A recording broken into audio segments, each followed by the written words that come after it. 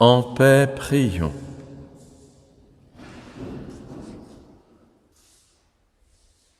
Seigneur notre Dieu, à travers le combat de la foi, ta grâce déjà nous prépare au royaume.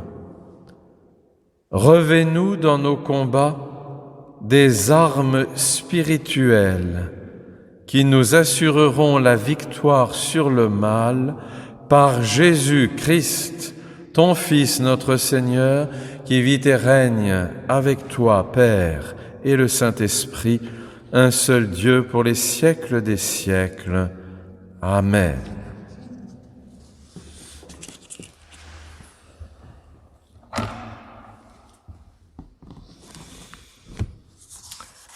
La première lecture que nous entendons et que j'ai choisie pour ce matin à cause du thème général de ce cycle que j'ai partagé avec vous sur la prière se fait dans la lettre de saint Paul, apôtre du Seigneur, aux Éphésiens.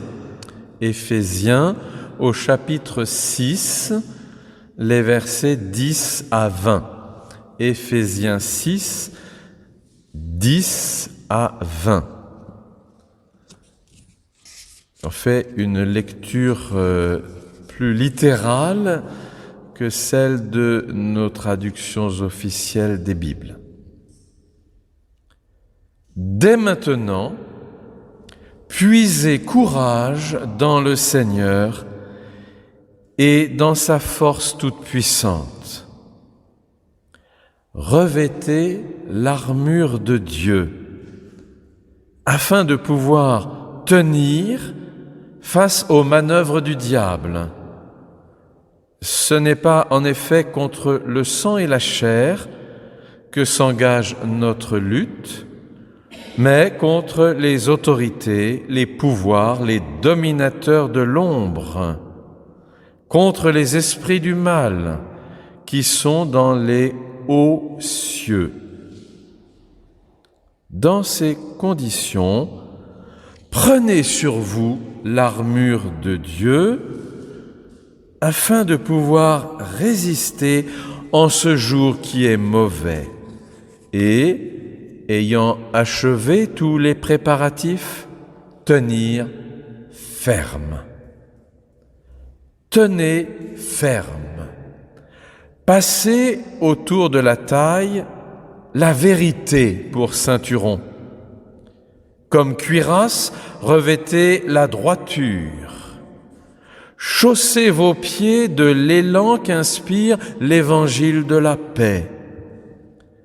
Prenez par-dessus le bouclier de la foi. Il vous permettra d'éteindre les projectiles enflammés du malin. Recevez enfin le casque du salut, ainsi que le glaive de l'Esprit, c'est-à-dire la parole de Dieu. Que l'Esprit suscite votre prière sous toutes ses formes, priant en toutes circonstances, inspiré par l'Esprit, et veillant à cela en pleine persévérance et prière en faveur de tous les saints. Aussi pour moi, afin qu'une parole me soit donnée et vienne sur mes lèvres, en sorte que je fasse avec franc-parler connaître le mystère dont je suis devenu l'ambassadeur enchaîné, afin que je trouve en lui le courage d'en parler comme il me faut. Évangile de Jésus-Christ selon saint Luc au chapitre 9, à partir du verset 51. Lorsque le temps où il devait être enlevé du monde approcha, Jésus prit la résolution de se rendre à Jérusalem. Il envoya devant lui des messagers qui se mirent en route et entrèrent dans un bourg des Samaritains pour lui préparer un logement. Mais on ne le reçut pas parce qu'il se dirigeait vers Jérusalem. Les disciples Jacques et Jean, voyant cela, dirent « Seigneur, veux-tu que nous commandions que le feu descende du ciel et les consume ?» Jésus se tourna vers eux et les réprimanda, disant « Vous ne savez de quel esprit vous êtes animés, car le Fils de l'homme est venu non pour perdre les âmes des hommes, mais pour les sauver. » Et ils allèrent dans un autre bourg. Pendant qu'ils étaient en chemin, un homme lui dit « Seigneur, je te suivrai partout où tu iras. » Jésus lui répondit « Les renards ont des tanières et les oiseaux du ciel ont des nids, mais le Fils de l'homme n'a pas un lieu où il puisse reposer sa tête. » Il dit à un autre « Suis-moi. » Et il répondit « Seigneur, permets-moi d'aller d'abord ensevelir mon Père. » Mais Jésus lui dit « Laisse les morts ensevelir leurs morts, et toi, va annoncer le royaume de Dieu. » Un autre dit « Je te suivrai, Seigneur, mais permets-moi d'aller d'abord prendre congé de ceux de ma maison. » Jésus lui répondit « Quiconque met la main à la charrue et regarde en arrière n'est pas propre au royaume de Dieu. » Ta parole, Seigneur, est la vérité, sanctifie-nous par la vérité. Amen.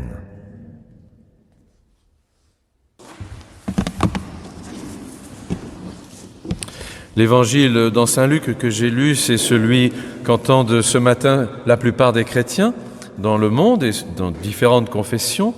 Et il peut s'articuler avec quelques résonances à ce thème de la prière envers Dieu, notre vrai Dieu, en ce que les disciples qui voudraient envoyer la foudre sur ceux qui n'accueillent pas Jésus sont animés d'autre chose que de l'Esprit Saint. Le Seigneur Jésus leur dit « Vous ne savez de quel esprit vous êtes animés. » Donc vous n'êtes pas animés de l'Esprit Saint lorsque vous demandez la mort de ces gens qui semblent faire obstacle à ma venue vers Jérusalem, parce que ce sont de toute façon des ennemis des Israélites de Jérusalem, en tout cas des gens qui sont en contrariété depuis longtemps, les fameux Samaritains. D'ailleurs, peu importe le détail pour ce matin, c'est retenir qu'il nous faut être disponible à l'avènement de l'Esprit Saint et non pas à des esprits qui cherchent à provoquer conflit et mort et sanction et justice de notre part. Ceux qui sont en opposition avec nous ne doivent pas être les destinataires d'une intention de mort de notre part. Vous ne savez de quel esprit vous êtes animés si c'est bien cela qui est dans votre intention, dit Jésus aux deux saints apôtres, Jacques et Jean, nos prédécesseurs, nos aînés dans la foi. Ce ne sont pas les derniers des recrues de Jésus. Alors ils ont un nom, c'est vrai, qui les nomme fils du tonnerre. Alors en quelque sorte, ils veulent exercer ce que signale leur nom de famille, fils du tonnerre. Alors tant qu'à faire, voyons si c'est efficace. Et Jésus les ramène tout simplement à l'humilité de disciples. Soyez premièrement ouverts et seulement ouverts à l'Esprit de Dieu. Renoncez à écouter toute autre suggestion murmurée qui va dans le sens, c'est vrai, d'une satisfaction. Si nos adversaires sont confondus, si les méchants périssent, nous avons l'impression de notre propre victoire.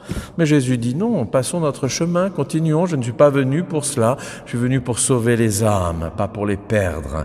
Donc un jour, les Samaritains auront l'attitude, par l'un d'entre eux, c'est dans le même récit de Saint Luc, en tout cas dans une parabole, auront l'attitude bien plus haute que toutes celles des disciples de Jésus jusque-là, puisque ce sera le fameux bon Samaritain se penchant sur le blessé, sur l'humanité blessée, sans qualifier ou enfermer dans une identité.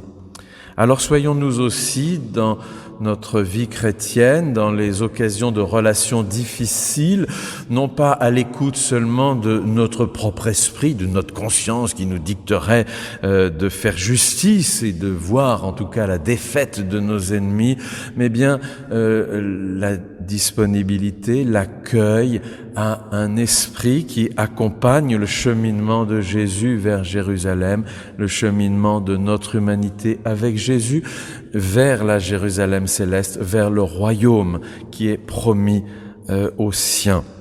Le fait d'ailleurs, et j'en termine, des 3 interventions sur comment suivre Jésus, ces faits nous ramènent aussi aux exigences radicales de l'Évangile. Il ne peut pas y avoir de compromission, il ne peut pas y avoir d'attache autre, d'attache plus forte en tout cas, qui fasse comme écran, et en particulier les attaches sentimentales, affectives, qui très souvent sont des dominations dans notre propre vie. Et si nous sommes libérés par Christ et l'Esprit Saint, c'est pas pour être conduits d'autre manière que par eux. Alors voici maintenant, donc, si vous le voulez bien, une lecture suivie, commentée, prêchée de ce passage de la lettre aux Éphésiens au chapitre 6, les versets 10 à 20. La première expression que vous avez entendue tout à l'heure, dès maintenant, puisez courage dans le Seigneur, nous presse de ne pas retarder, d'engager en prière le combat spirituel. On pourrait traduire plus littéralement encore, pour le temps qui reste. Quelquefois dans les versions de nos Bibles, qui sont toutes bonnes, ce n'est pas une critique, mais c'est donner un accent sur le mot initialement choisi par saint Paul. Quelquefois on trouve, pour finir, enfin, en conclusion de mon épître, je vais vous dire quelque chose sur le combat de la prière. Non, c'est pas un effet littéraire, c'est pour nous presser de ne jamais retarder le fait d'être chrétien au cœur du monde, de ne pas le laisser à une fin hypothétique que nous ne savons pour son avènement, pour le temps qui reste. Parce que nous nous approchons, quel que soit le délai, que ce soit dans 1 heure ou dans 10 000 siècles, nous nous rapprochons, en tout cas par notre vie spirituelle, de la réalité du royaume de Dieu. Donc dès maintenant, sans retard, immédiatement, puisez courage dans le Seigneur. C'est la seule expression du passage de cette lettre aux Éphésiens où on peut deviner le nom de Jésus. Il n'y est pas ailleurs, vous ne l'avez pas entendu. Vous n'avez entendu même qu'une seule fois le mot évangile, je vais le redire. Il est sous-entendu à la fin avec le mot mystère, le mystère de l'évangile, mais il n'est pas dans le texte grec. Alors ici, donc, dès le début, pour le temps qu'il nous reste à vivre sur cette terre comme des militants de la foi chrétienne, puisez courage dans la puissance de la force du Seigneur Jésus, celui qui doit régner et qui offre le puits duquel nous pouvons faire jaillir la source qui est suffisante pour nous donner l'équipement de combattants de la foi. Les verbes, il y a 4 verbes, ensuite 4 injonctions, sont des verbes qui se retrouvent dans le vocabulaire de la liturgie du baptême des églises anciennes, et de toute façon tout à fait en phase avec les institutions du baptême qui se trouvent racontées dans le Nouveau Testament.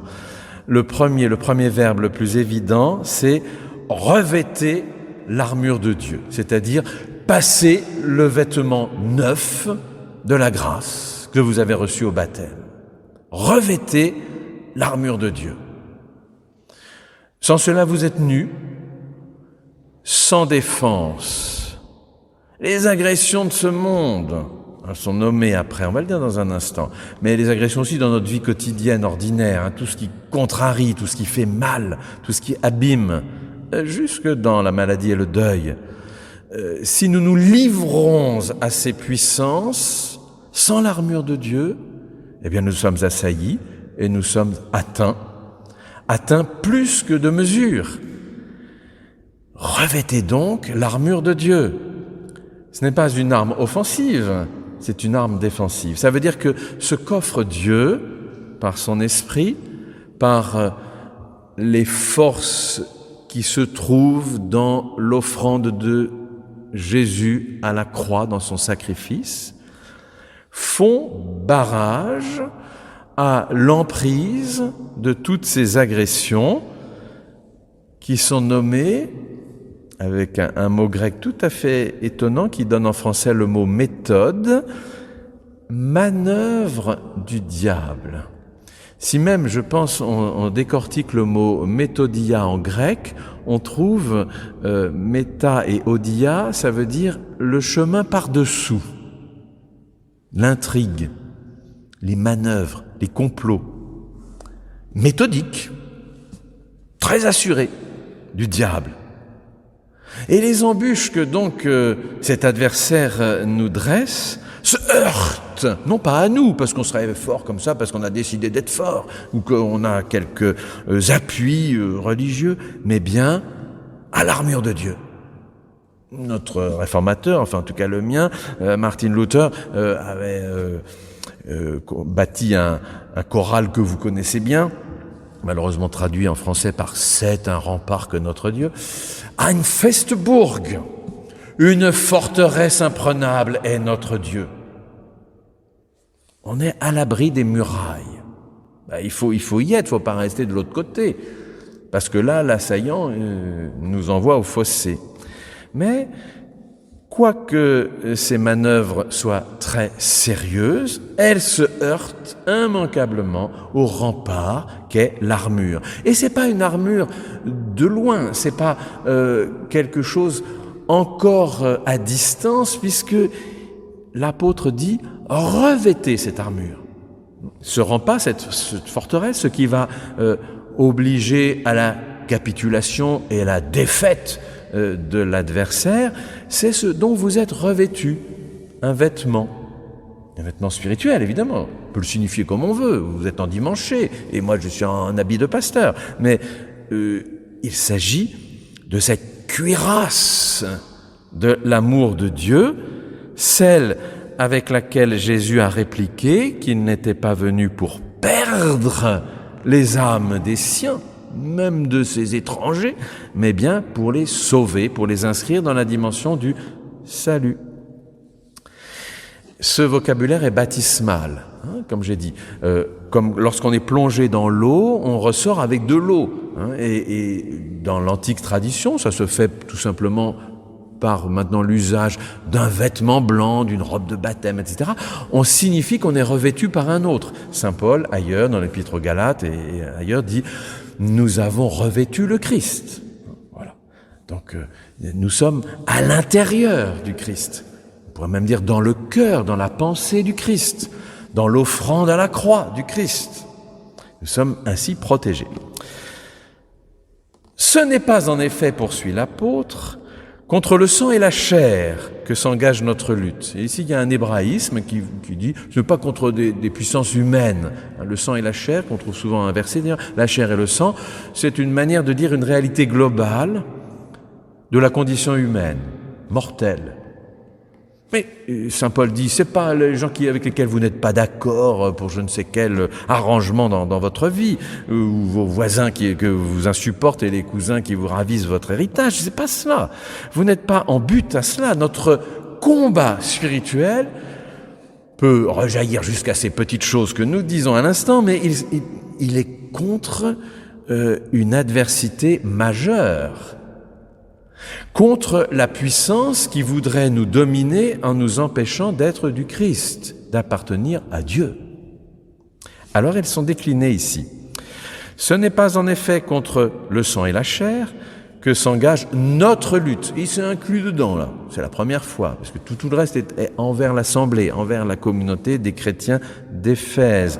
Notre lutte contre, alors il y a 4 mots, les autorités, pas les autorités de la République française, ni de je ne sais quelle entreprise, les puissances qui ont un pouvoir au-delà du monde terrestre. Les autorités, les pouvoirs, les dominateurs de l'ombre. Pour les trois, il y a le rattachement aux ténèbres. Autorité de ce monde de ténèbres, pouvoir de ce monde de ténèbres, dominateur de ce monde de ténèbres qui règne sur l'univers. Et, quatrième, contre les esprits du mal qui sont dans les hauts cieux. La Bible seconde traduit fort justement les régions célestes, mais il faut faire très attention parce qu'il y a là une nuance extrêmement intéressante. Les trois premiers, autorité, pouvoir, domination, princes de ce monde, sont précisément de ce monde. C'est Saint Jean qui dit cela très souvent et qui le met dans la bouche de Jésus. Notre adversaire, le prince de ce monde, le diable, Satan, etc. C'est-à-dire celui qui a la prétention d'être notre maître et de nous empêcher de faire allégeance à Dieu, Jésus-Christ. Et c'est bien vrai qu'il domine le monde. La puissance ténébreuse domine le monde. Elle est donc d'ici-bas. Ce sont des créatures, des puissances qui viennent d'en haut, mais qui agissent en bas. Et nous voyons bien dans le récit des évangiles, Jésus tenté par le diable au désert, sur terre, en bas, et pour des questions très très pragmatiques. Il a faim, il a soif, et l'autre vient le tenter. Et puis bien sûr, ce même adversaire qui entre dans Judas et devient l'acteur principal, avec la compromission de l'humanité, du sacrifice de Jésus. Comme instrumentalisé par la volonté de Dieu. Ce sont donc ces puissances des entités, et peu importe de les représenter d'une façon ou d'une autre, ce n'est pas nécessaire, ce n'est pas l'objet de notre contemplation. Elles sont là, point final, et nous le sentons tous les jours. Même en nous, elles viennent frapper, elles disent « Mais est-ce que ce ne serait pas plus intéressant de désobéir à Dieu en faisant autre chose? Vous seriez bien plus heureux. » C'est dès le début du témoignage de la Bible. N'est-ce pas? Adam et Ève se sont laissés même piéger par ces autorités à leur niveau, à notre niveau. Ce ne sont pas des puissances d'en haut. Mais les suivantes non plus, les esprits du mal, parce qu'il y a là une expression très singulière qui n'apparaît qu'ici dans l'ensemble du témoignage de l'Écriture sainte. La résidence des esprits du mal, elle est en intermédiaire. Ça s'appelle les hauts cieux, les cieux un peu élevés, mais qui ne sont pas les cieux de Dieu. Bon, on ne va pas mettre géographiquement Dieu dans une hauteur spéciale, j'en suis bien d'accord avec vous, mais il n'empêche que spirituellement, ça veut dire que c'est des gens qui ne sont pas à la hauteur. Ces puissances-là, ces esprits du mal, sont des intermédiaires qui viennent comme brouiller la relation entre Dieu et ses créatures. Ce sont donc des puissances de l'air, comme je crois il y a une traduction qui la donne, les puissances de l'air, l'air qui circule, et règne entre ciel et terre. En fait, c'est quelque chose dans l'ordre de l'imposture. Ce n'est pas une puissance du ciel, parce que la seule puissance dans le ciel, c'est Dieu. Ce n'est pas non plus une puissance de la terre, parce que la seule puissance de la terre, c'est Dieu. Alors, entre deux, se sont infiltrés, et puis ça souffle le vent contraire, le vent froid, qui réchauffe, selon les tentatives de séduction. Alors vous comprenez donc que notre lutte spirituelle va être dans la prière, puisque l'objet principal de ces revêtements d'un équipement de Dieu, dont ensuite il y a le détail des différentes pièces, concerne notre relation à Dieu, sur terre et dans les cieux. Notre relation avec l'exercice de la vie chrétienne au cœur du monde et notre foi en la présence d'un Dieu qui nous promet l'ouverture du royaume des cieux. Nous sommes entre la vie chrétienne qui milite ici-bas et la vie chrétienne accueillie devant le trône céleste à la cour des anges et de tous les saints, aimés, sauvés par Dieu. Dans ces conditions, poursuit l'apôtre, dans ces conditions, maintenant qu'en quelque sorte il a dit vous puisez vos forces dans celles du Seigneur qui a accompli déjà la victoire sur la mort, vous savez quel est l'équipement, et je vais même vous le décrire dans un instant, dit l'apôtre, revêtez l'armure de Dieu, c'est ce que vous avez déjà reçu au baptême, et que vous connaissez vos adversaires, qui sont donc toute puissance qui vous empêche de vivre de la vie de Dieu. Dans ces conditions, saisissez, prenez sur vous, il recommence, c'est un parallèle avec le revêtez-vous, c'est pas le même verbe, mais c'est la même chose, c'est passer le vêtement sur vous, l'armure de Dieu,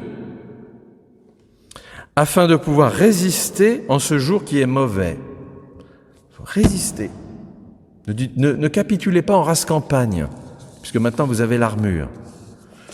Et voici, une fois que vous êtes armés, après avoir fait le nécessaire, ayant achevé tous les préparatifs, afin donc de tenir ferme.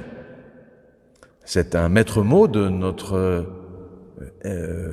vie chrétienne, tenir ferme. Ça apparaît ici 2 fois, c'est la fin du verset 13, c'est le début du verset 14. Ayant donc fait tout le nécessaire, vous avez compris la situation, vous avez l'armement efficace de la grâce de Dieu reçue au baptême, vous savez en qui sont vos forces, le Seigneur, et pour les Éphésiens comme pour nous, après tout, si on ne le nomme pas, nous savons très bien que nous le nommons Jésus-Christ, c'est afin de tenir ferme. C'est pas pour être avachi en disant « j'attends la suite ». Tenez ferme, alors il y a plusieurs verbes là, plusieurs injonctions. Tenez ferme. La traduction œcuménique de la Bible traduit « debout » donc. C'est pas mal ça aussi, mais c'est un peu faible. Debout, oui c'est vrai, mais tenir ferme, avec assurance. Passez autour de la taille la vérité pour ceinturon. Comme cuirasse, revêtez la droiture ou la justice. Chaussez vos pieds de l'élan qu'inspire l'évangile de la paix. Ah voilà, le mot évangile apparaît ici. Chaussez vos pieds de l'élan des bonnes dispositions qu'inspire l'évangile de la paix. C'est le zèle à annoncer la bonne nouvelle. Le zèle à annoncer l'évangile de Jésus-Christ qui est à vos pieds, c'est-à-dire continue de vous faire avancer, ne vous laisse pas pétris sur place, qu'ils sont beaux les pieds de ceux qui annoncent l'Évangile, c'est bien connu par ailleurs. Ça veut dire que notre combat spirituel dans la prière n'est pas seulement de résister aux assauts du mal, ni non plus d'espérer des guérisons et des bons points dans les examens et tout le reste, et des gentils voisins ou leur disparition, mais l'annonce de l'Évangile est en jeu. Et vous avez entendu la qualification de cet évangile, c'est la seule fois où il apparaît là, il n'y a pas d'autre mention de l'évangile dans ce petit passage. C'est l'évangile de la paix. Or tout le vocabulaire est guerrier. Tout le vocabulaire est dans l'ordre d'une lutte. Eh bien notre lutte est pour annoncer la bonne nouvelle de la paix, c'est-à-dire de la paix avec Dieu. L'autre paix, les paix désirables sur cette terre, bien sûr elles sont inscrites dans nos projets, et nous essayons d'en être acteurs aussi par la prière. Elles doivent découler de l'accueil de la paix par le sang de la croix, par le sang de Jésus. La paix qui concerne notre amitié avec Dieu ou notre inimitié, notre proximité ou notre éloignement. Vous avez ça au pied. C'est ce qui va permettre que l'Évangile puisse poser ses traces sur la terre. Et c'est l'Évangile de la paix. Prenez par-dessus, il y a déjà pas mal, il y a un ceinturon à la taille, il y a une cuirasse, il y a quelque chose au pied, et maintenant prenez par-dessus un bouclier. On peut imaginer, mais peu importe, c'est des figures antiques de guerriers comme chez les Romains, évidemment. Mais c'est surtout qu'il y a encore une abondance dans l'équipement de Dieu pour écarter tout danger. C'est le bouclier de la foi, c'est-à-dire de la confiance que même agressé de la sorte, même au risque d'une mission difficile, annoncer l'évangile n'est pas une chose facile, les colibets, de tout ce qu'on veut, même la volonté de nous faire taire. Le bouclier de la foi, c'est la confiance que c'est Dieu qui combat pour nous, c'est Jésus-Christ. La foi n'est pas la foi en quelque espérance vague, c'est Jésus-Christ, l'objet de notre foi. Donc dans le bouclier qui est présenté à l'adversaire, il y a encore la croix de Jésus victorieuse. Il vous permettra, ce bouclier de la foi, donc ce que nous avons reçu, que nous acceptons, que nous saisissons avec confiance, Jésus-Christ ayant accompli déjà ce combat pour nous, il vous permettra d'éteindre les projectiles enflammés du malin. Et là, je fais remarquer que autant il y a le désir du côté du chrétien qui est revêtu de cette armure d'un combat au corps à corps, autant l'autre il est à distance et il envoie ses flèches et ses traits de manière un peu timorée et peu courageuse de loin. Il envoie des flèches, je vais les piéger par quelques traits, projectiles enflammés du malin. Là, son nom est clair, c'est l'auteur du mal. Eh bien, qu'il approche, on lui dit, mais approche donc, tu vas voir que tes traits enflammés sont écartés par le bouclier de la foi, et puis ensuite on est encore là avec la cuirasse. Et c'est pas fini.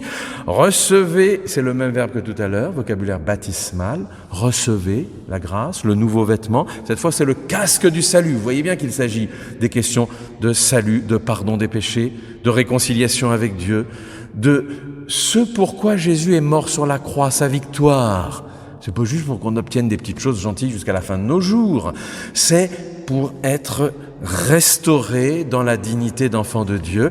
Et nous pouvons l'être dès maintenant, puisque ce casque, c'est-à-dire à la tête, à notre pensée, à notre foi, à notre confiance, il y a la notion, la dimension du salut.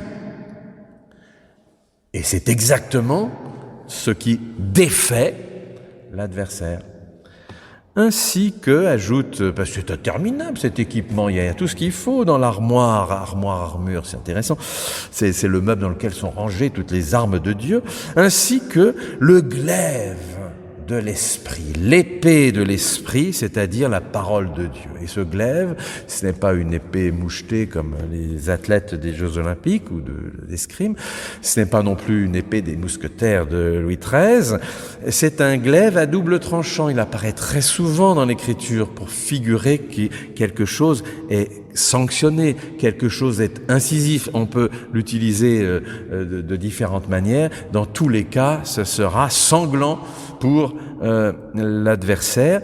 Et ce qui tranche, ce qui sanctionne et sectionne, ce qui atteint le but, c'est la parole de Dieu.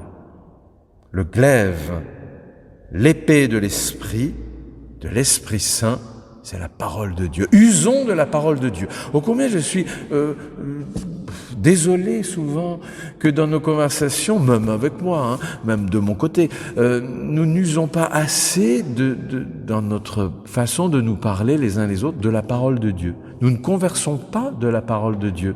On se dit un tas de choses gentilles et intéressantes, bien sûr, mais trop peu souvent nous avons le langage de Dieu pour nous parler ou pour opposer à l'adversité ce qu'il convient pour empêcher que nous soyons enflammés des flèches du malin. Et ça se termine par un appel plus précis encore à la prière, par toutes sortes de prières et de requêtes. Priant, là ce sont des participes maintenant, priant et veillant. Par toutes sortes de prières et de requêtes, priant en toutes circonstances, inspirés par l'Esprit. Voilà, vous habitez avec l'Esprit. Je lui dis déjà, je crois du haut de cette chair, et ailleurs, que le réformateur Martin Luther aimait à répéter, nous avons le Saint-Esprit, les chrétiens ont le Saint-Esprit. Ne dites pas qu'il est loin, qu'on n'est pas à la hauteur. Nous avons le Saint-Esprit. Inspirés par l'Esprit, nous prions et nous veillons, car l'autre verbe est très beau aussi, c'est employer nos veilles. C'est pas simplement être vigilant, c'est employer nos veilles. C'est quand on ne dort pas. Le chrétien ne se sommeille pas, et s'il s'endort, il y en a d'autres qui se lèvent. Alors au fond du camp pour dormir, spirituellement, mais il y en a d'autres qui sont toujours sur la brèche. Employez vos veilles à une infatigable intercession. Veillez à cela en pleine persévérance. Il y a encore un mot qu'on pourrait développer à l'infini, mais la persévérance, c'est très intéressant. C'est plus que la patience ou la continuité. La persévérance, c'est l'assurance que la victoire est gagnée déjà à l'avance, parce que c'est celle de Jésus-Christ. Nous ne veillons pas comme ça en attendant qu'il se passe quelque chose. Nous employons utilement nos veilles spirituelles en priant pour que toujours davantage soit manifeste la victoire de Jésus-Christ.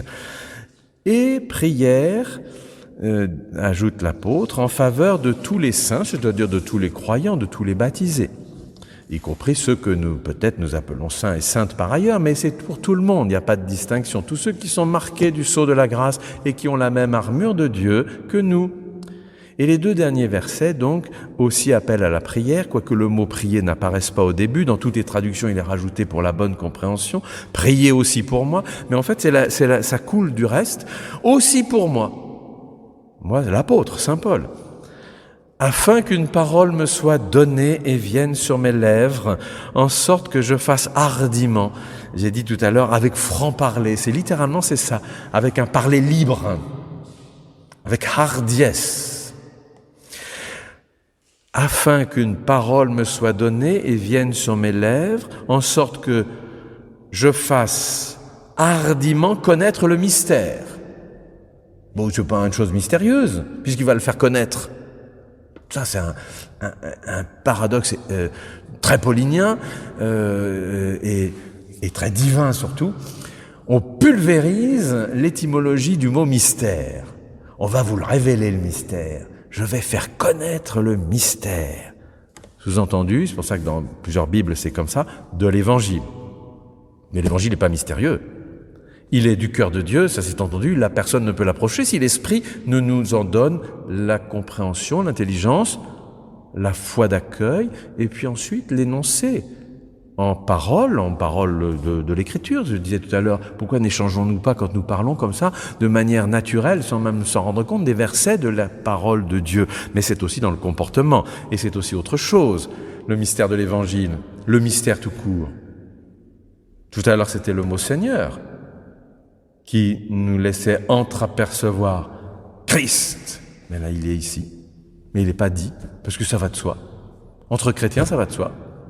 Quand saint Paul écrit aux Éphésiens, pas besoin de leur dire « Mais je vous parle là de Jésus-Christ, je vous mets une note en bas de page, pour que vous compreniez bien, ça va de soi. » Mais pour nous, ça va pas de soi. Pourquoi ça va pas de soi? Nous ne sommes donc plus assez familiers du témoignage de l'Écriture sainte pour qu'on se demande qu'est-ce que c'est que ce mystère. Ah, il y a des choses encore à découvrir. Mais c'est Christ, il y a rien de mystérieux, tout est clair, lumineux. Et nous sommes saisis même par cette bonne nouvelle venue jusqu'à nous.